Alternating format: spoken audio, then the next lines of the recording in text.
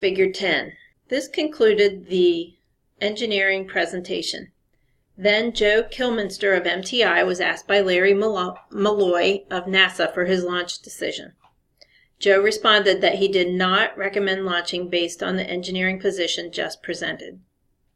Then Larry Malloy asked George Hardy of NASA for his launch decision. George responded that he was appalled at Teleconn's recommendation, but said he would not launch over the contractor's objection. Then Larry Malloy spent some time giving his views and interpretation of the data that was presented, with his conclusion that the data presented was inconclusive. Now I must make a very important point. NASA's very nature since early spaceflight was to force contractors and themselves to prove that it was safe to fly. The statement by Larry Malloy about our data being inconclusive should have been enough all by itself to stop the launch, according to NASA's own rules. But we all know that this was not the case. Just as Larry Malloy gave his conclusion, Joe Kilminster asked for a 5-minute offline caucus to reevaluate the data, and as soon as the mute button was pushed, our general manager, Jerry Mason, said in a soft voice, "We have to make a management decision." I became furious when I heard this because I sensed that an attempt would be made by executive-level management to reverse the no-launch decision. Some discussion had started between only the managers when Arnie Thompson moved from his position down the table to a position in front of the managers and once again tried to explain our position by sketching the joint and discussing the problem with the seals at low temperature. Arnie stopped when he saw the unfriendly look in Mason's eyes, and also realized that no one was listening to him. I then grabbed the photographic evidence showing the hot gas blow-by comparisons from previous flights and placed it on the table in the view of the managers, and, somewhat angered, admonished them to look at the photos and not ignore what they were telling us, namely that low temperature indeed caused significantly more hot gas blow-by to occur in the joints. I too received the same cold stares as Arnie, with looks as if to say, "Go away and don't bother us with the facts." No one in management wanted to discuss the facts. They just would not respond verbally to either Arnie or me. I felt totally helpless at that moment, and that further argument was fruitless, so I too stopped pressing my case. What followed made me both sad and angry. The managers were struggling to make a list of data that would support a launch decision, but unfortunately for them, the data actually supported a no-launch decision. During the closed managers' discussion, Jerry Mason asked the other managers in a low voice if he was the only one who wanted to fly, and no one answered him. At the end of the discussion, Mason turned to Bob Lund, Vice President of Engineering at MTI, and told him to take off his engineering hat and put on his management hat.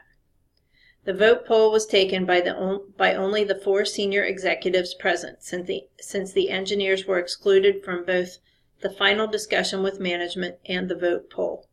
The Telecon resumed, and Joe Kilminster read the launch support rationale from a handwritten list and recommended that the launch proceed as scheduled.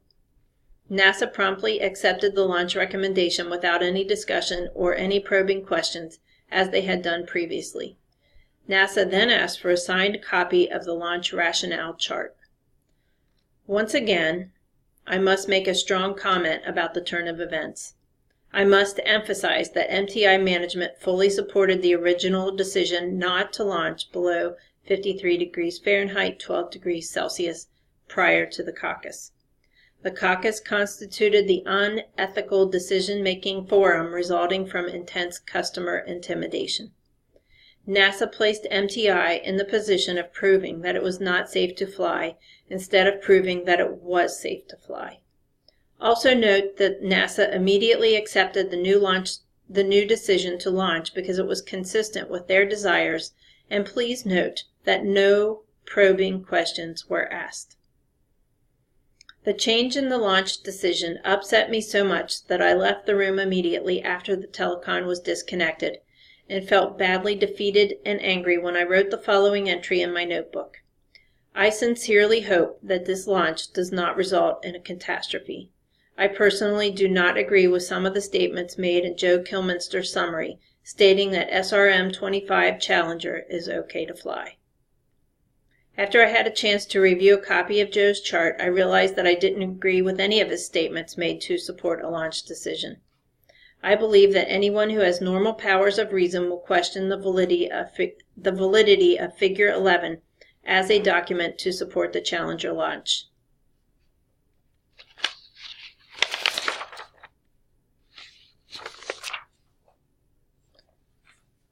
The chart lists 12 separate statements.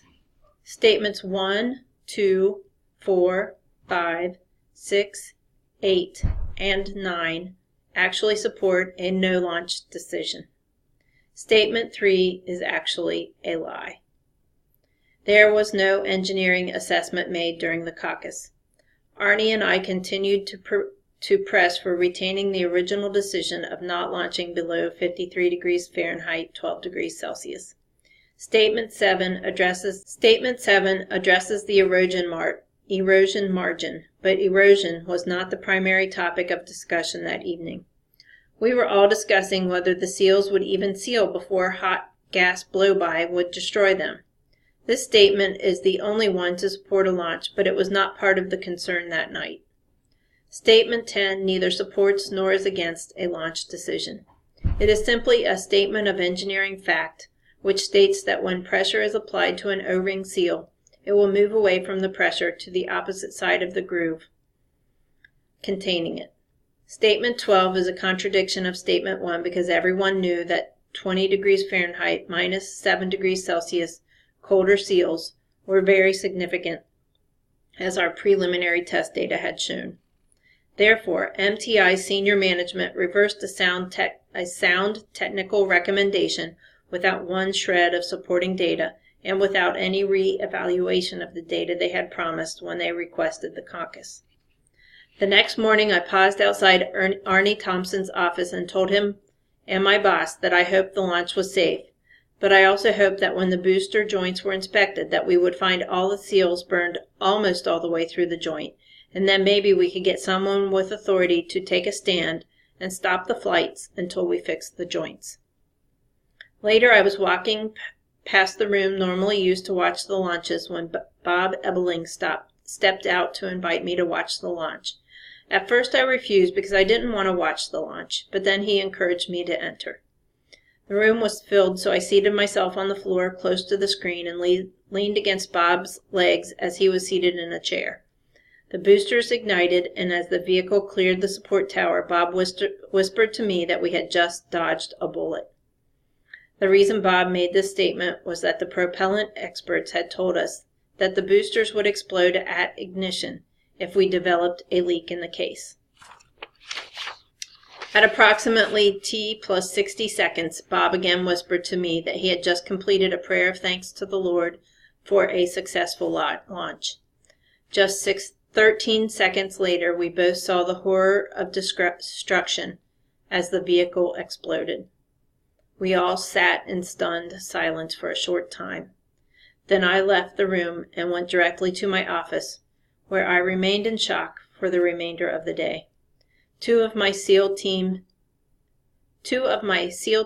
team colleagues inquired about my condition at my office, but I was unable to speak to them and hold back my emotions.